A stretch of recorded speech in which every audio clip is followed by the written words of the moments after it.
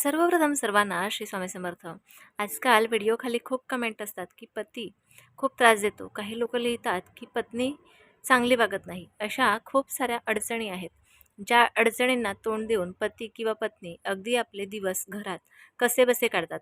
आता एखाद्या वेळेला काय होतं तर छोट्या छोट्या कारणातनं मोठी भांडणं होतात. तर कधी कधी काय होतं तर पत्नी किंवा पती एकमेकांना अगदी सहन करण्यातच पूर्ण आयुष्य घालवतात. तर असं होऊ नये. बघा, एखाद्या वेळेला आपण एखादी गोष्ट आपली चुकली तर ठीक आहे की समोरची व्यक्ती आपल्याला बोलते. परंतु एखाद्या वेळेला आपली कुठलीही गोष्ट चुकली नाही, परंतु समोरचा माणूस हा सतत आपल्याला त्रास देतो. त्या त्रासाचा तीव्र आपल्याला त्रास होतो. अशा वेळेला आपण सहन न करता काहीतरी ह्याच्यात कठोर पावलं उचलली पाहिजे. असं नाही की पती आणि पत्नीचे नाते हे तुटलेच पाहिजे. तर कधी-कधी काय होतं तर समोरची व्यक्ती फक्त सहनच करते. ती व्यक्ती कधीही काही बोलत नाही. तर असं करू नका. एखाद्या गोष्टीवर जर का तोडगा काढायचा असेल, म्हणजे एखाद्या गोष्टीवर जर का मार्ग काढायचा असेल, तर दोघांनी एक शांत एक वेळ ठरवायची. त्या वेळेवर तुम्ही त्या वेळेत एकमेकांशी बोलायचं. जो विषय तुम्हाला कुठला खटकत असेल किंवा तुम्हाला एकमेकांना थोडासा वेळ समजून घेण्यात थोडासा वेळ कमी पडतो किंवा एकमेकांना कुठला तरी एकमेकांपासून त्रास होतो. तर तो त्रास का होतो? अगदी शांत रीतीने त्या गोष्टीचा विचार करा. तुमच्याने नाही होत तर थोड्याशा आपल्यापेक्षा वयाने मोठ्या असलेल्या माणसांना घेऊन बसा. अगदीच नाही झालं आणि तुम्हाला जर का त्या नात्यात काही तथ्यच राहिलं नाही असं जर का वाटत असेल, तर हे नातं पुढे न जाता इथेच थांबवलं पाहिजे का? हा सुद्धा तुम्ही विचार करू शकता. असं नाही की तुम्ही तुमचा संसार तोडला पाहिजे. परंतु काही वेळेला काय होतं की संसार आहे, तो रणगाडा आहे म्हणून तो पुढे न्यायचा. असं नाही. आपल्याला स्वतंत्रता आहे. आपण स्वतंत्र जीवन जगू शकतो. काही वेळेला काय होतं तर पत्नी एवढी चांगली असते, परंतु पती प्रत्येक क्षणाला तिच्यावर फक्त संशय घेत असतो. काही वेळेला काय होतं तर पती हे नेहमी बाहेर जात असतात आणि पत्नी मात्र काहीतरी बोलली तर मात्र ते पतीच्या डोक्यात जातं आणि तो त्रास मग मात्र पत्नीला सहन करावा लागतो.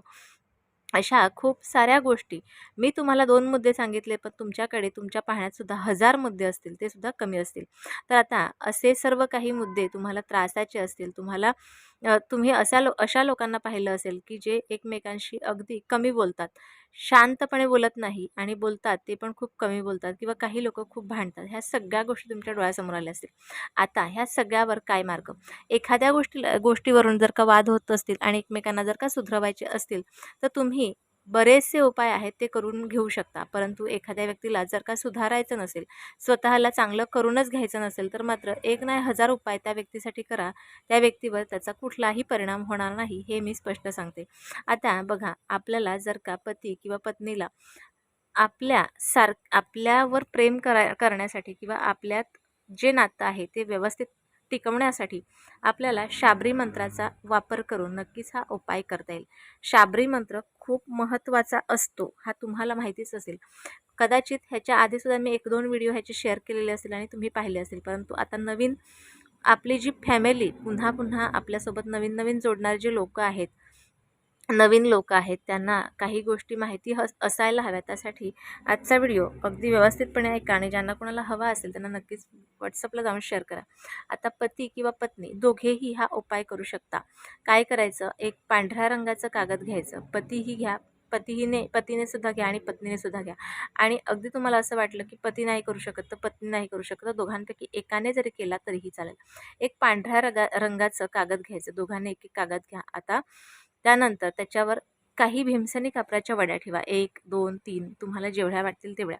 आणि त्यानंतर तुम्हाला एक शाबरी मंत्र म्हणायचा आहे. शाबरी मंत्र व्यवस्थित ऐकून घ्या आणि लिहून सुद्धा घ्या तरीही चालेल.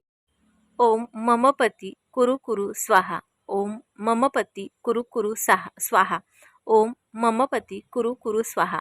आता पतीच्या पुढे तुम्ही तुमच्या पतीचं नाव घेऊ शकता. उदाहरणार्थ, ओम मम पती सागर कुरु कुरु स्वाहा. ओम मम पती सागर कुरु कुरु स्वाहा.